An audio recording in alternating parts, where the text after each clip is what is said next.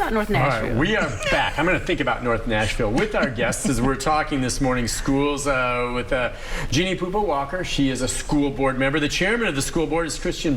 Thank you both for coming on. Actually, we have James who waited through the break. Do we mind if we take a phone call from James? See if we can get from him.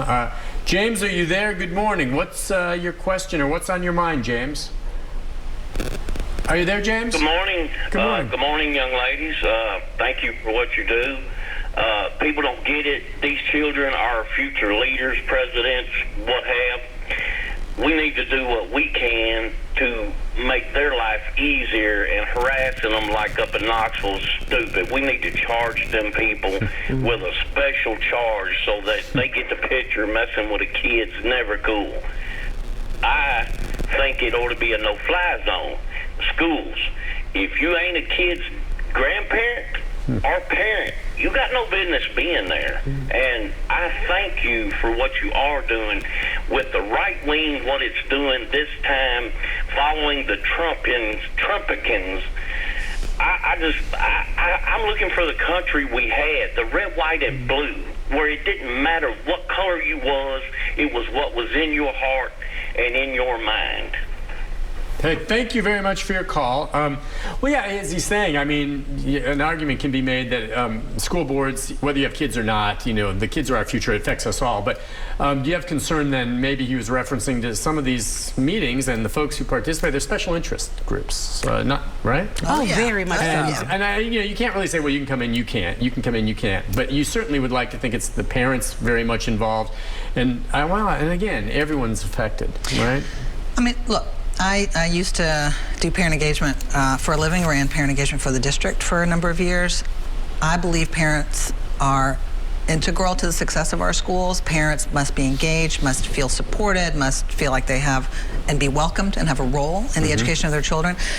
But to become an adversarial force is to really undermine what we're trying to do as a community. And so absolutely believe parents, and we do. Like last night, we had 55 people sign up to come and speak before our board. You can come no matter who you are and speak on any topic for 3 minutes. There are boards that restrict what you can say. There are boards that restrict where who can speak in front of the board. And so we believe in that right to come and share with us your perspective, concerns, hopes, dreams, but to become adversarial is counter to what we're trying to do as a community. And a point I do want to elevate is that, unfortunately, some of the picketers, the sign holders, the yellers, are sometimes parents and grandparents themselves, you know, but often they've been riled up by an outside interest group. Someone has misled them in a way or has offered them a narrative that's just, skewed just a bit, just enough to make them upset. And so they are the ones that are kind of lingering still. But more than anything, yes, it is outside entities coming in with a special interest who just want to pit the community against the educators. Let's take a call next from Pat.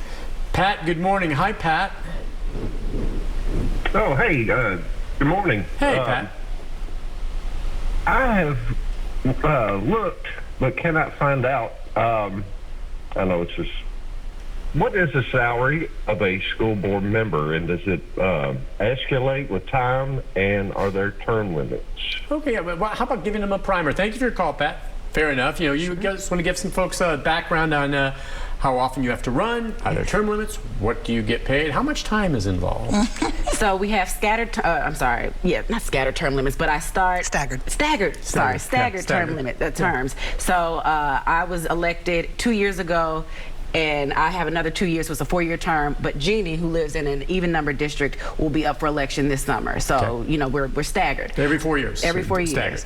And how many members again? We have 9 school board members. That's right. But I don't want to gloss over this. We make a whopping $13,000 per year, which comes to be about $800 per month. We don't do this for the money. We don't do this for the money at all. It does sometimes help, especially if you're someone that's maybe under-resourced like me and a couple of the other board members, but that's what we make. Oh, yeah, you all have other jobs, of course. Yes, full-time jobs. And there's no term limits. Ed Kendall served on our board for multiple decades. So, folks can run over and over again. I will say that school boards and school board members are the most under-resourced elected bodies in the country. So many elected bodies have much higher salaries. They have much more staff that support them with constituent relations, with events, with preparation, with policy guidance. We don't have much of a budget at all for training, for travel, to conferences. We are truly a body, and this is not just us, this is nationally. School board, the expectation is extremely high, right? But the support is extremely low. And so we, it's an issue. Yeah, how does that, I'm just curious too. I always think about this with any incoming new elected individual. Christian, 2 years ago when you were elected, I mean, obviously you had an idea of what it was all about and you had things that you wanted to do, but when you actually show up and you're in that first meeting, you know the issues, but just the protocol, who teaches you that? And I guess the more experienced members, I'm just curious, how do you get It's a rolling? hodgepodge. I mean, so I was first elected 6 years ago. I'm sorry. Right? Okay. So, but I had to learn from the internal MNPS staff. I had to do a lot of research on my own. We were connected to a couple of national organizations that gave some kind of mentoring and had different conferences that we could attend, both virtual and in-person meetings, just to kind of learn the ropes. But you're drinking from the fire hose. I mean, you are learning as you go. Okay, so that's where I really think experience pays off after a period of time. I mean, the school board member you are now, I would imagine, is eminently more effective than you were 6 years ago, only because you've learned so much more and you know the process. I mean, does that not really help? Oh, very true. I mean, I say all the time, this is the best personal and professional development I could have ever not asked for. I mean, it's made me a better professional, a better person. It's made me more thoughtful. It's made me consider other perspectives, and it's made me swallow my pride a lot, but I'm not upset about that. But I do wish I would have just known more, but there was no way to know it without having been entrenched in it. I mean, beyond just how do you advocate for a budget, it's building relationships. It's making sure that people understand who you are and that they trust you with the decisions. And I mean, there's a myriad of factors and just concepts that I learned along the way. But I am 10 times the school board member I was 6 years ago, or even 2 years ago. Yeah, and you've been there 6 years. Gini, the same question to you then. I mean, and you want to keep being a school board member with what's happening? I'm just curious. I was going to ask you with regard to school board members and what they're dealing with. I imagine some of them in Williamson County say, I'm done with this. And also it even trickles down for some of these teachers. And we know that teachers have walked away. And, the school bus drivers, gosh, I want to hit on that before we wrap up the show today, just about the shortage of school bus drivers everywhere. It's my personal opinion. The day is going to come when school buses are, except in rare instances, gone. Gone. They will no longer exist. You may not think so, but 10 years from now, parents can be on you. But that's just my guess. But what do you think in terms of sticking around and having qualified, interested people wanting to still be in the school board? I will say, TBD on re-election, running again.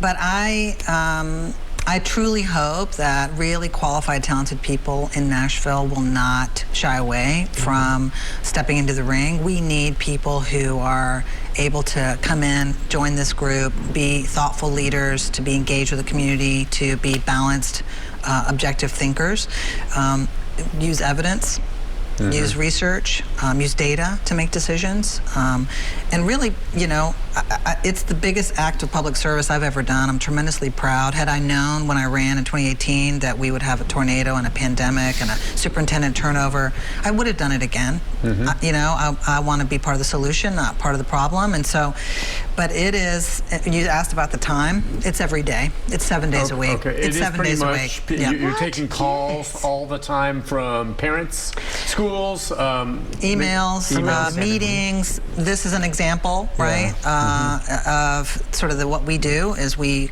show up to events, we make ourselves available for educating people on the system.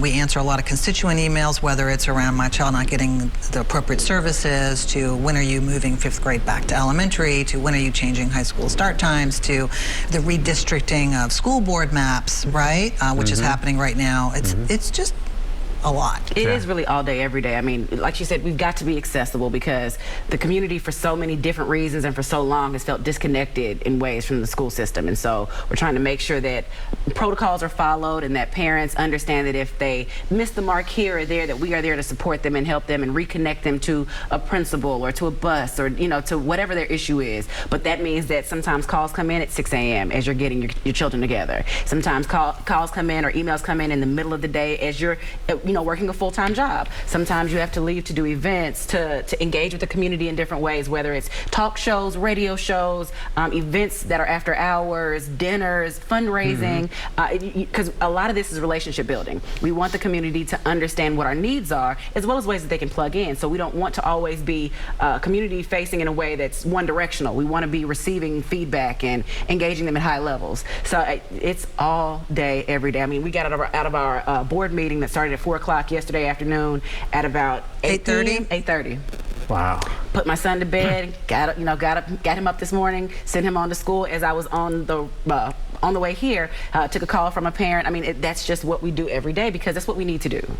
But for $13,000 a year, I just want to make sure because someone once told me that that's what I'm paid to do. That I'm paid to answer their calls at 6 a.m. or I'm. Yeah, well, you know going in, I guess. I'm sure there were some surprises along the way, but it's heartening to me to hear that there's obviously that much engagement because you hear about plenty of parents that just aren't engaged with their kids. But I got to be honest with you, my son, I live in Wilson County, but every county's got a school board and all that. He went through school and he's now in college. I don't think I could have even told you who my school board member was. And I mean, okay. we voted, we always vote, but I can't even tell. And my point is, I suppose if I had an issue, I would have. Sure. And there are people that have a lot of issues one way or the other, and there are more maybe now than then. But it's just, I think the vast majority of people maybe aren't the ones that are always reaching out, but there's certainly plenty that do.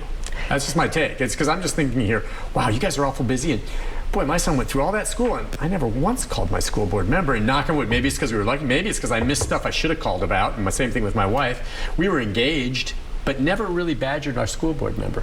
And there's no right way to parent. Yeah. The thing that we want to drive home is that every parent wants what is best for their child, but not every parent has access to the resources or is savvy about the system or understands or feels empowered to speak up or to find out who their board member is or to find out who their council member or alderman is. So it's not that you should feel bad for not engaging with us or that you should feel bad for engaging too much, but just know that there are humans on the other side of this, that we are talking heads, we are political figures, but we are also people. We are neighbors who you can't keep cussing me out. You just can't do it. That's not nice. Yeah, that's not nice. Yeah, exactly. Well, you engage usually if you have a problem, and as I said, I guess one didn't surface for us. But it would be nice if they'd engage when they have something nice to say to you too.